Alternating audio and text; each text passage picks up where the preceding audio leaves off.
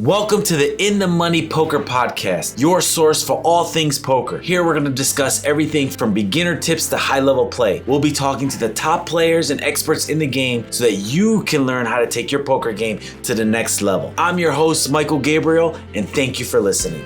Thank you for listening again. My name is Michael Gabriel. I am your host for In the Money Poker Podcast, and today I want to talk a little bit about educating players, especially at the table. Now, quick update of where I'm at. Now, the whole goal is to basically go from $0 to winning a bracelet at one of the events at the WSOP.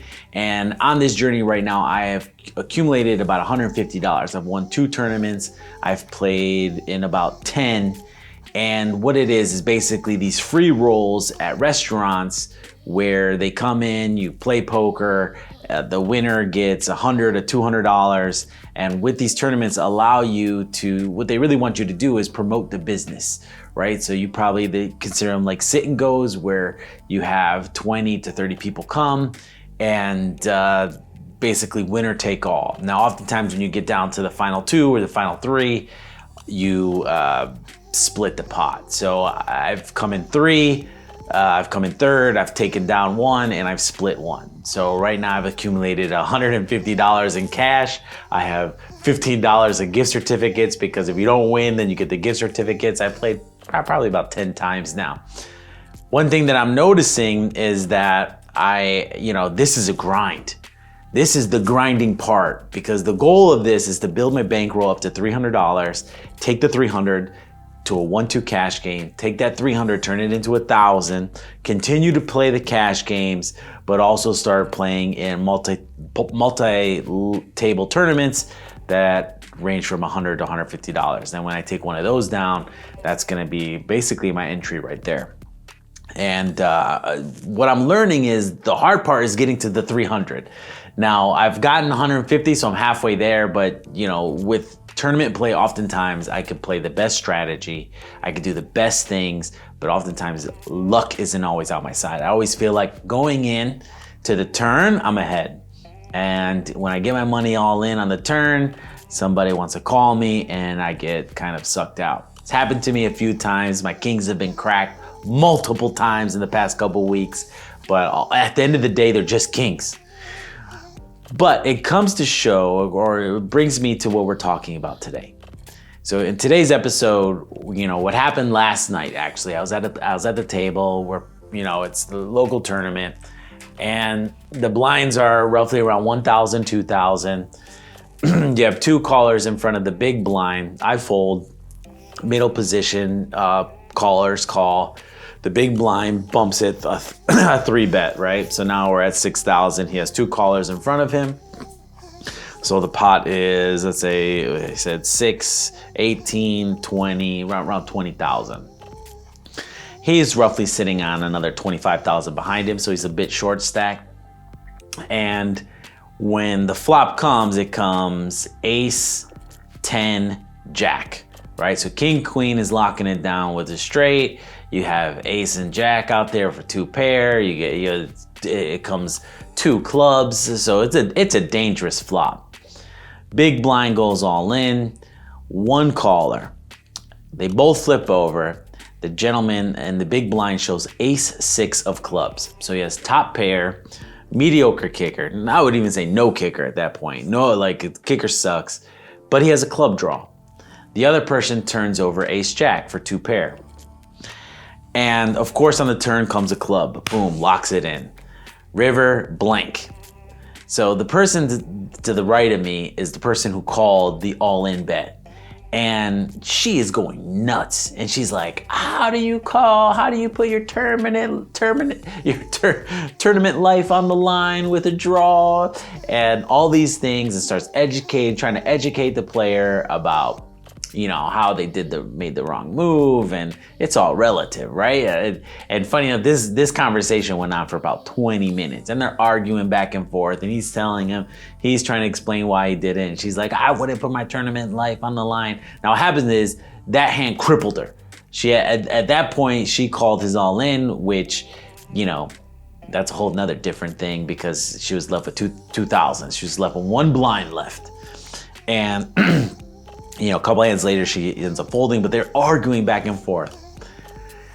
And funny enough, as I reflect on the hand itself, is one, he had top pair, right? So I don't think he's going anywhere. He's short stacked, and he has outs. Even if someone flopped the straight, right, with the king queen, even if they flopped the straight, he still has outs.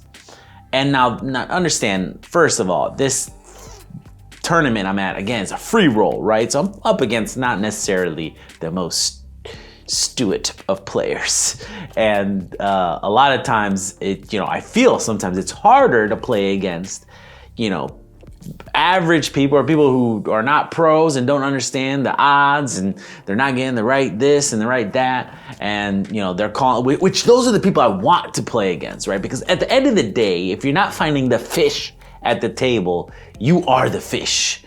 That's what it comes down to. But I would play with these players all day, but you can't make moves, right? You can't try to bet them off hands, because they're gonna call you down with medium to low pairs. They're gonna chase straights, they're gonna chase draws. So you have to play really like sound poker, making sure that you are not, let's just say, like trying to steal, get your hand caught in the cookie jar, because they will call you down. And it's not because they have a tell or a read on you, it's just because they think they have the best hand. And they don't understand that they may not be getting the right odds to draw. With all that to say, this conversation led to me thinking, and I wanted to say to her in that moment, I want to say, do you really want this guy to play better? Or are you okay with going up against the flush draw with two pair? Because she had outs too, right? If the board pairs, she has a boat, or she hit, her jack or ace. If it pairs, she has the boat, and he only has ace six. And even if it was just they were playing against their ace, her kicker's still winning. So why wouldn't you want to go up against those type of odds all the time? And at the end of the day, he was the aggressor. So she had to make the decision. I think it just, when we talk about poker is an emotional thing, right? Like, and imagine if there was real money on the line, right? They didn't put up, these are all free tournaments, so they're not putting up money, but it's like you're so invested, and you're so competitive, and so all these emotions are running wild, and you want to win. You want the prize. But what happened was she ended up losing. So the question still remains, should we be educating people at the table? And my answer to you would be no. We should allow them to play how they play. I take bad beats all day. Everybody takes bad beats. But and as frustrating as it gets, I can recall last week my kings getting beat by some guy who called me with a pair of fours, and he didn't even have a pair of fours in his hand. He had, I want to say he had king four and a four hits, and I'm firing, and he tells me he doesn't believe me. And a four comes on the turn, and I'm like sick to my stomach. I'm like, that's how I feel. But the truth is, I want to go up against that all the time. Now, I wanted to say, was that the right call? Do you really think I'm betting all this money on nothing? And he had a medium pair, and it was the lowest pair on the board at the time. So I think as we think about going into new hands, as I think about how do I leverage the things that I'm learning for when I'm playing in bigger games. And one of the biggest things is, no, I will never educate anybody at the table. First of all, I have no idea what's going on in their mind. I can only assume, right? So everybody is telling some type of story in their mind, and there's some type of story going on. And at the time, the gentleman, I think I would have made the same play with the ace six of clubs you have suited. I mean, no, I don't like my kicker, but being on the short stack, I'm with you. I'm going in, and it turned out for him, which is good for him. And funny enough is we ended up the final three, and we ended up chopping it. So these tournaments, I could have outplayed him. I felt like, yeah, the two players I was up against running into that final three was one, just a very, let's just say, a weak, tight player, and then he was kind of like a weak aggressive. And the chips were kind of flowing in a direction. I came in short stack. By the end of it, we all had probably the same stack, and it was getting late, and everyone's like, let's just chop it. So we chopped the tournament, and that's why I'm at the 150 right now. But I am enjoying playing. I am enjoying playing live. I'm also playing WPT online, which gives me opportunities to win seats at tables for the World Poker Tour. Also, they have a cruise coming up that they're giving away seats for, so every night I'm playing with them. I'm running okay. Yesterday I was playing live poker, and then I had my iPad and my phone next to me, and I'm playing 3 games at once, and I was getting a little confused because I was like, wait, what hand do I have? I don't know what I had. I had it physically, and then I'm looking at the monitors, and I'm like, okay, this is going on here, this is going on there. So it was a lot happening. And then while we're at this restaurant or bar, it's like kind of like a pool hall, there was loud music, a live band, and like we were right next to the stage, and it's like it was intense. So I appreciate the learning things, because I've been all for poker. Let's just say I took a break for 10 years about 6 months ago, and I went on this journey of I'm gonna go from 0 to 40,000. That was my first thought. What happened was I ended up going from 0 to 2,500. I ended up moving to Florida, and I just used that money for moving expenses. And I said, you know what? 6 months later, I'm here in Florida. I'm hearing about these free rolls, and there's a casino about an hour away. And I said, you know what? I'm doing this. And I think my main motivation was because I have an old mentor named Tom Reaney. And I was thinking about this last night, man. Tom, he gave me such great advice. He said one of the things that I was like one of the best poker players he knew, and this guy played like hardcore, old school, Italian, mafioso guy, and I really appreciate it. I remember now, as I was thinking back, me and him went to Vegas, and while we were in Vegas, he played in the World Series. I was just playing cash games, and on our way back, he was sitting in first class. And I was in coach, but he's like, sit down. And I remember sitting down in the seat in front of him, and the lady coming up to me, and she whispered something in my ear, and I thought she was telling me to go back to my seat. And I think she was asking me if I wanted water, but I was so nervous. He's like, act like you own the place, you're fine. He would hit me on the shoulder. And I remember that was my first time taking first and only time taking first class, is because I snuck into it.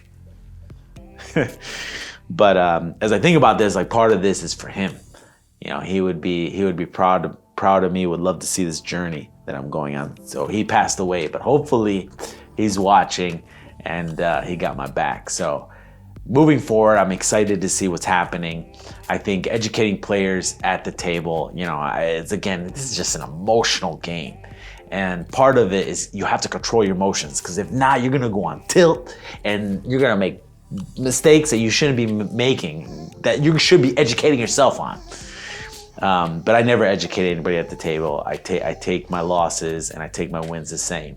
And I think that's important. It's important to control what's happening, even though like your body and everything is happening, and like sometimes I feel my ears getting hot, and like I know I'm in a hand, and I'm like whatever I'm doing, whether I'm winning or losing, like I feel the same emotional rush happening to me.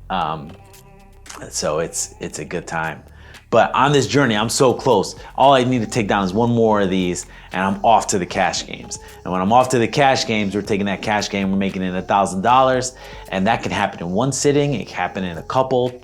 But if for any reason I go bust, I go back to zero. And I appreciate you guys following me along this journey, because it's the good and the bad. And I've played about 10 tournaments now, won about 2.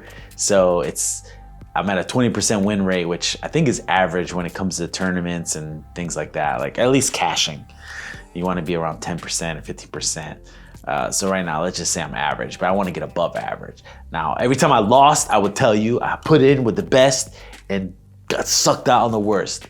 So it doesn't matter. You got to play always the same. Play the hand. But oftentimes it's the fish that we got to find. And those are the people who are going to make us money. Those are the people that are going to help us gain the tournament chips that we need to take us to the final table. So if you don't see the fish at the table, it's because you're the fish. Thanks for listening.